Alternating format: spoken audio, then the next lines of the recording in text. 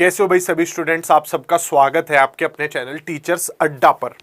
आज हम एक सीरीज की शुरुआत कर रहे हैं जिसमें हम बहुत छोटी छोटी वीडियोस आपको देंगे, जिसका उद्देश्य ये है कि आप कम वीडियो देखकर ज्यादा मार्क्स ला पाए, यानी आपका कम टाइम यूज हो और गेन आप ज्यादा कर पाए। अर्थात सिंपल सी शब्दों में आपको 5 मिनट में आज मैं सिखाने वाला हूं कि यूनिट कन्वर्ट कैसे करते हैं। सीटेट का बहुत इंपॉर्टेंट टॉपिक है कि यूनिट कन्वर्ट कैसे किया जाता है। आइए देखिए, नेशनल और इंटरनेशनल दोनों ही स्टैंडर्ड पर जो यूनिट्स यूज की जाती हैं वो है kilo, hecto, deca, metre length के लिए, ग्राम वजन के लिए, लीटर वॉल्यूम के लिए। ये बिल्कुल इनका मीन है, मतलब बेसिक पॉइंट है यहां से ऊपर और नीचे। अब नीचे चले तो डेसी, सेंटी और मिली। इसे याद करने का तरीका क्या रहेगा, इनके शॉर्ट वर्ड पे डिपेंड है। जैसे देखो, किलो को के लिखा जाता है, हेक्टो को एच लिखा जाता है, डेका को डी ए लिखा जाता है, मीटर को एम लिखा जाता है, ग्राम को जी एम लिखा जाता है, लीटर को एल लिखा जाता है, डेसी को डी। डेका और डेसी में कंफ्यूज नहीं होना है, डेका ए का साउंड आ रहा है तो ए लगा हुआ है, डेसी में सिर्फ डी लगा हुआ है, डी। सेंटी में सी और मिली में एम। क्लियर। अब याद करने का तरीका देखिए, क्या है दिल में डायबिटीज सी मिठास, क्या है दिल में डायबिटीज सी मिठास। ये इसका याद रखने का तरीका है कि क्या पैटर्न है जो यूज किया जाता है। अब सेकंड पॉइंट पे आते हैं कि अगर हम सीरीज में नीचे बढ़े या ऊपर बढ़े तो क्या इफेक्ट पड़ेगा। अगर आप नीचे इस सीरीज में आ रहे हैं, अगर आप नीचे आ रहे हैं तो हर स्टेप के लिए पर स्टेप आप 0 से मल्टीप्लाई करते जाएंगे। आप मल्टीप्लाई करेंगे 10 से जब आप नीचे उतर रहे हैं। समझिए, अगर कहीं पे 1 किलोमीटर लिखा हुआ है, 1 किलोमीटर, और मुझे यहां आना है 1 2 3 स्टेप नीचे आना है, तो 1 किलोमीटर का अर्थ होता है 1000 मीटर। सबको पता होगा कि 1 किलोमीटर का मतलब 1000, ये तो हमें याद ही हो जाता है।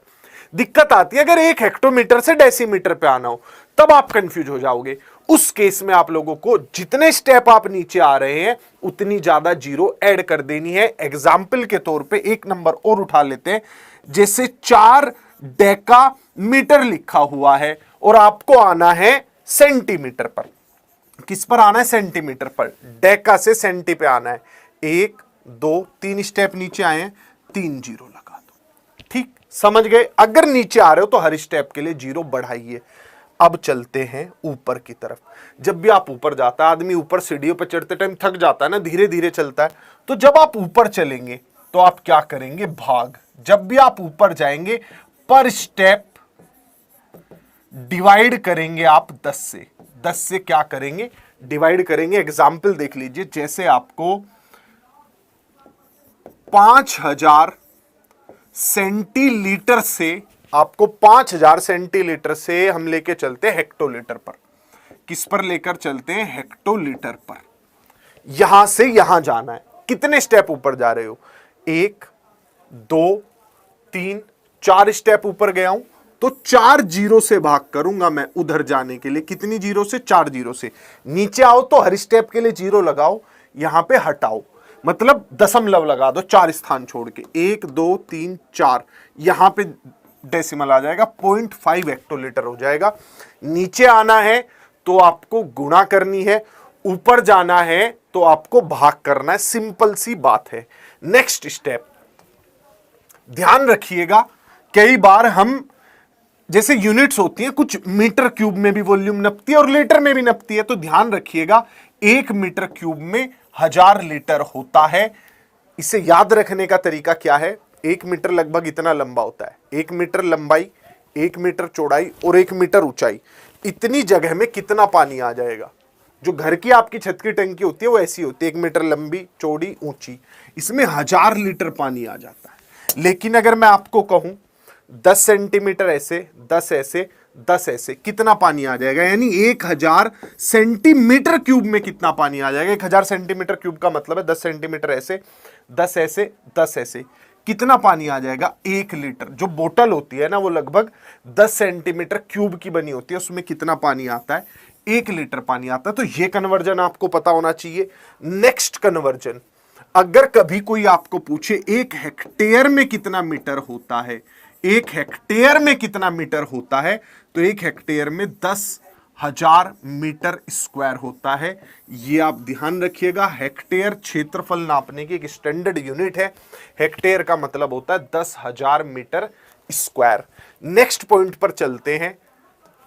किलो के ऊपर, किलो के ऊपर, हेक्टो, किलो, इनके ऊपर अगर आप वजन में जा रहे हैं, जैसे किलोग्राम, इनके ऊपर ना एक स्टेप छोड़ के देखो, 10 किलो के लिए कुछ नहीं होता। जब आप ऊपर जाते हैं, नीचे आते हैं तो 10 का फर्क पड़ता है ना, तो 10 किलो के लिए कुछ नहीं होता। लेकिन 100 किलो के लिए अगर आप 2 स्टेप ऊपर जा रहे हैं, 100 किलो के लिए क्विंटल का इस्तेमाल किया जाता है। किसका इस्तेमाल किया जाता है, क्विंटल का।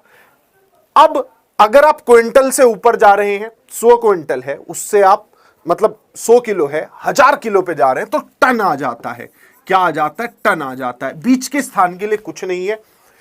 1 किलो, 100 किलो के लिए क्विंटल, 1000 किलो के लिए टन, 10 किलो के लिए कोई शब्द नहीं होता है। तो उसी सीरीज में अगर आप वजन की बात कर रहे हैं तो इन चीजों का भी इस्तेमाल कर सकते हैं। आज तक इन बातों पर सवाल आए हैं और आगे भी आएंगे। देखो, प्राइमरी का सिलेबस किन चीजों पे बना होता है, प्राइमरी का सिलेबस बना होता है बच्चे को पैसों से रिलेटेड चीजें सिखानी है, बच्चे को नाप तोल सिखानी है, बच्चे को आम जिंदगी में जो गणित होता है ना, जब बाहर निकलता है उसकी जरूरत होती है वो सिखाना है।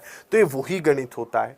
ठीक, यूनिट से रिलेटेड लास्ट बात, जब भी बच्चे को यूनिट सिखाए तो सबसे पहले ऑब्जर्व या कंपेयर करना सिखाएं। उसके बाद आप बच्चे को नॉन स्टैंडर्ड तरीके सिखाएं, मतलब अपने हाथ से किसी चीज को नापे, अपनी हाइट से किसी चीज की हाइट देखे। ये नॉन स्टैंडर्ड तरीके होते हैं। इसके बाद आता है अप्रमाणिक। नॉन स्टैंडर्ड का मतलब अप्रमाणिक। उसके बाद आता है स्टैंडर्ड। स्टैंडर्ड का मतलब होता है प्रमाणिक, यानी स्केल से नाप ले, किसी चीज को, जो आर्किटेक्ट की रूलर होती है वो वाला, जो मतलब आपने मिस्त्रियों को देखा होगा लिए हुए, उससे किसी चीज को नाप ले, वो स्टैंडर्ड तरीका है नापने का। लास्ट आता है कन्वर्जन, जो अभी मैंने आपको सिखाया कि एक यूनिट से दूसरे यूनिट में जाना कैसे है। तो ये थी आपकी यूनिट कन्वर्जन की क्लास। इससे कोई डाउट हो तो बार बार सुनिएगा, आपको हमेशा याद रहेगा क्या है दिल में, डायबिटीज से मिठास। तो ऐसे ही बेहतरीन वीडियोस के लिए टीचर्स अड्डा चैनल पे जुड़े रहिए और चैनल को सब्सक्राइब कर लीजिए। आपको शॉर्ट वीडियोस में ज्यादा कंटेंट हम देते रहेंगे।